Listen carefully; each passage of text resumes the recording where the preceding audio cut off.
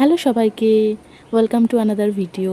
আমি কোয়েল। তোমরা সবাই কেমন আছো? আশা করি ভালো আছো। আমিও খুব ভালো আছি। তো সকাল সকাল এসে এই যে ভাই এসছে, আমি ভিডিও করছি দেখে ও খুনসুটি করা শুরু করে দিয়েছে আমার সাথে। ওর সাথে একটুখানি খেলে তারপরে চলে যাব স্নানে।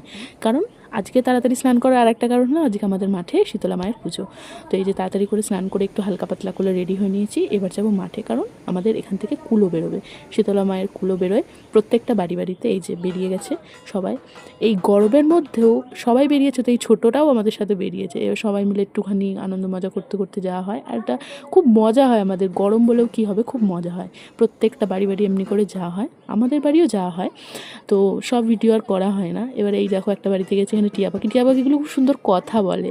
এই যে একটা মন্দিরে এসেছিলাম, আর দেখো এত রোদ, প্রচুর গরম, তারপরেও আমরা বেরিয়েছি, কারণ এটাই বেরোতে আমাদের খুব ভালো লাগে। প্রচুর গরম, তাও প্রত্যেকবার বেরোই।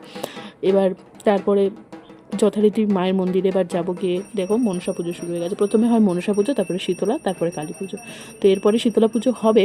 শীতলা পুজো হওয়ার আগে এই যে স্নান হয় ঠাকুরের, এই যে মায়ের বেদিতে আর গাছে এই যে স্নান করানো হয়, প্রত্যেকটা যারা উপসী থাকে তারা করে।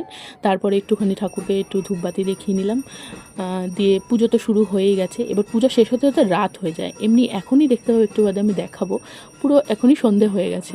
এই পুজো হোম হবে, এরপরে হোম হতে হতে পুরো রাত্রির হয়ে যাবে 8টা। তারপরে আমরা যাব গঙ্গায়। গঙ্গায় যাই, যেই কুলোটা আমরা ঘোরাই সেই কুলোটা আমরা ভাসাতে যাই। কুলো ভাসিয়ে এসে এই যে বসে গেছি প্রসাদ খেতে।